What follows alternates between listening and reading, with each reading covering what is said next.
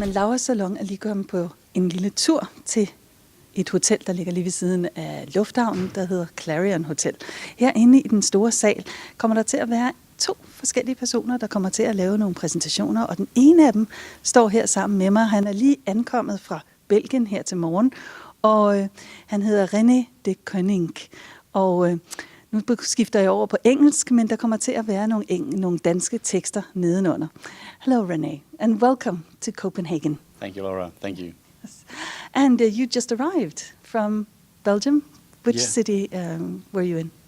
I live in the region of Yper. That's, you might say, the Flemish part of Belgium, which is up north, direction of the North Sea. Okay, yes. Have you been to Copenhagen before? First time. It's your first time, yeah, and it's already good. Okay, Love it. But you will be coming back. That's for sure, that's for sure.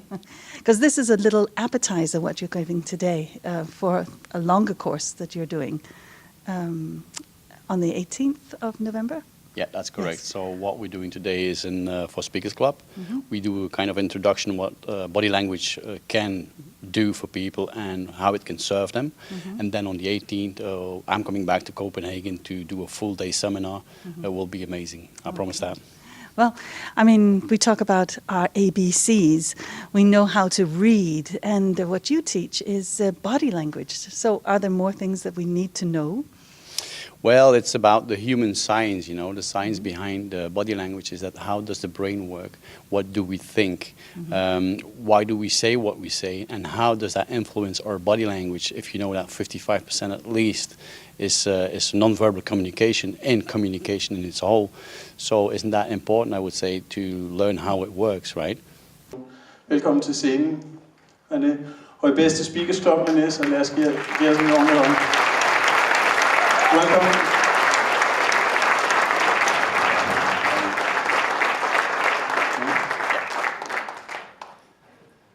So, how are you all doing? Yeah! Thank you. Okay, here we go. So, how many of you know body language? How many of you? Please raise your hand. Oh my God. So, who is interested in this? I mean, what kind of business, what level of within the different businesses are interested in courses like this? You might say everybody who is hungry to know more, to have new results, new voices, new insights, new. There's a saying that says, a quote that says that keep doing what you're doing and expecting different results is the height of insanity. So I invite everybody, even if it's a lawyer, police officer, somebody in sales, a manager, even parents who have children and they can't handle their children, learn body language, you learn so much more. But this course here is aimed at adults, right? Or, but is it a very broad audience that you usually meet? Regularly, I give courses for people in business, but on the 18th, everybody is welcome. Okay. But do you find that mostly men or women are interested in this? Are they mostly men in your audiences or mostly women, or a good blend of both? There's a good blend of both. People want to know more, and especially today, people want to know more because life is not getting less complicated. It's getting more and more complicated. So people are looking for new opportunities, new methods to discover how they can communicate with other people, right? Okay. Spread your arms, watch your neighbor. Don't hurt your neighbor. Spread your arms like this. Bring your fists together. And push as hard as you can, as hard as you can. Push it, just push it as hard as you can, as hard as you can. Even more. Does it hurt? Does it hurt? Okay, loosen it along your body and do like this. What does that do with you? It's like, oh my God, right? That's called releasing endorphins. Have you ever coached any politicians? I did once, one politician in Belgium. I can't tell his name because this is something, you know, private, personal. The thing is that what I learned from politicians is that some politicians really move the wrong way, but if they use the right body language, they can get so much more results, better results by moving the right way, showing the right side, like left side, right eye, left eye to the public. It's, but then I invite everybody to come and see the course to define or to discover how it works, right? Because basically, we would be interested in some of these learnings at a younger age. Because children, if it's only the language or the mathematical skills, sometimes things go wrong. Group work can't sort of gel. They can't really get their results. But if there was more focus on the body language and the relationships that you can enhance by also not working with this, it might be a great idea to go to the schools as well. If people of a young age would learn body language much earlier, they would discover that body language is transmitted by subconscious mind to subconscious mind. And then that subconscious mind gives new directions to the conscious mind, which leads to a communication to that other person with other different results. But if we know how body language works, you got complete different results. And if people, especially from a young age, start understanding how it works, that will be giving them a complete new future with complete new results again. And I'm not going into any details. It's just to show you that we have 4 basic characters. If you do recognize the 4 different characters by asking questions to the person you're talking to, if you say, oh my God, this is an extrovert, he's active, he's fast, I should step into his world, use the same body language. You're going to create a different energy at the same frequency, and you're going to have communication beyond imagination. So the thing is that when you talk to people and you ask them questions, and you ask an emotional question, because that's the next slide, I'm going to see that after that, look with your left eye into the left eye of that other person and ask an emotional question. You're going to have a communication at the same level, same energy, same frequency. If you have a rational question, look with your right eye into the right eye of that person, and you're going to have the same frequency, the same energy. Okay? And he says, eat as much as you can, raw vegetables and fruit, drink as much water as you can, get as much fresh air as you can, and instead of parking your car in front of the door of the supermarket, park it far away and make at least 10,000 steps a day. Being able to not just work or react automatically, but actually be able to rest within yourself and look at the other person and say, could there be something else happening or going on right now? And how can we influence this situation in a better way so we get better results? That's one thing that I would hope would be sort of spread around the world in a better way. So this, what I have to add at that is that so many times we tell a lie, and everybody lies during the day, at least as many times. I'm not going to put a number on it, but and then we have white lies and black lies, you know, severe lies and light lies. Yeah, but you have to know one thing is that if you never lie, you never have to think, because your body never lies. Okay. You can't control that. That's a piece of nature. You can't control it. So the body will never lie. Whatever you say, the body will communicate the right thing towards the other person. So be authentic and be true to yourself and rest within yourself and learn how that is can become a natural part of your way of responding to other people. Yeah, and it's also a thing about discovering the other person, that character of that other person, and communicate with the same energy at the same frequency, and then get a communication that you say, wow, that was a communication. That was like, wow, I never had a communication like that. I've never had a talk like that.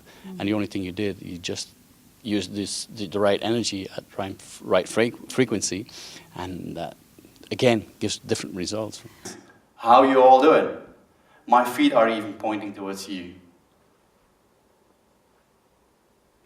Your feet are the further away than any part of your body from your brain, so they are the less controllable. Remember that. So when you are talking to somebody and that person talks back to you and his feet is pointing away, it says an awful lot. Is that something that you bring into the communication workshop with body language, the differences in culture? Yes, definitely. It is a thing that you have to know that there's 196 countries in the world. There's 6,800 languages recognized, and there's 41 to 42,000 different dialects in the world, and there's only one body language. Exactly. So, and body language started whenever planet Earth started. There was no German, there was no Danish, there was no Flemish or English. There was body language, right? The thing is that it grew through the years, and in certain countries, there's certain things you shouldn't do, which we do over here in Europe. So certain signs with certain gestures that you shouldn't do, for example, in Bangladesh, and that you can do over here. So this is, yes, there's slight differences between cultures that you have to watch out for. But again, in these courses, we explain how it works. Is there anybody in the room that can tell me how many countries there are in the world? Anybody? 196. How many languages do we have in the world? 6,800. How many dialects do we have in the world? At least 42,000. Do you know how many body languages there are? Just one. There are certain differences in certain cultures. If you do that in Bangladesh, you better run fast. It's very offensive. Okay? So within different cultures, you have to watch out, that's for sure. Exactly. So traditions and ways of doing things that we feel are comfortable. As soon as you cross a border, you've actually experienced something different sometimes. And so again, signals and ways that we do things. As soon as you cross a border, there's a different way of understanding that. There's a good piece of advice that I give to people is that whenever you go to a foreign country, you're not sure, go to the locals and ask them, what should I do and shouldn't I do? Exactly. To be sure that you don't mess up when you, like if you do like this in Belgium or in America, that means like it's okay, it's perfect. If you do that in Bangladesh, you better run very fast. It's very offensive. So, So you have a little book of hand signals.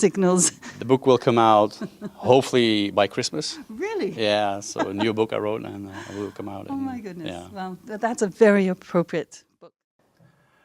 Make sure if you shake hands with people that you don't crush them. Right? And most of the time we have like a whole lot of serious rings, and then you shake hands with somebody and say, how are you doing? Is it good? Experienced that before? Oh my God. Okay. On the other hand, make sure your hand doesn't feel like a fish. You know, some people give you a hand and it's like, zoo. Okay? Give a hand. That is a hand. The other hand, the last hand here, or not the last one, this hand, is a hand that you give, and that person, the left person, is the person that wants to dominate.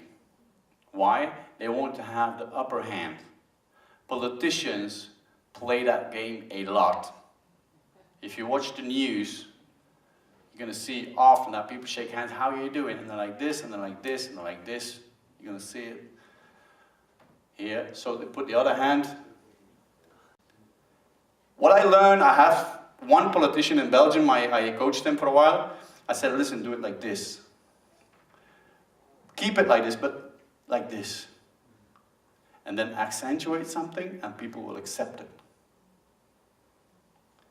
You could say like, I don't see that when people do like this. No, you don't, but your subconscious mind does. And your subconscious mind works with that and produces another communication, a different communication, as if you would have done like this, would be a complete different result. The time that the men were out for hunting, you know, I'm talking about like millions of years ago. And the men are the tendency to show what they have, right? And women protect. So there's nothing wrong. If you see a woman sit like this, don't look for any body language. That's a normal way of sitting for a woman.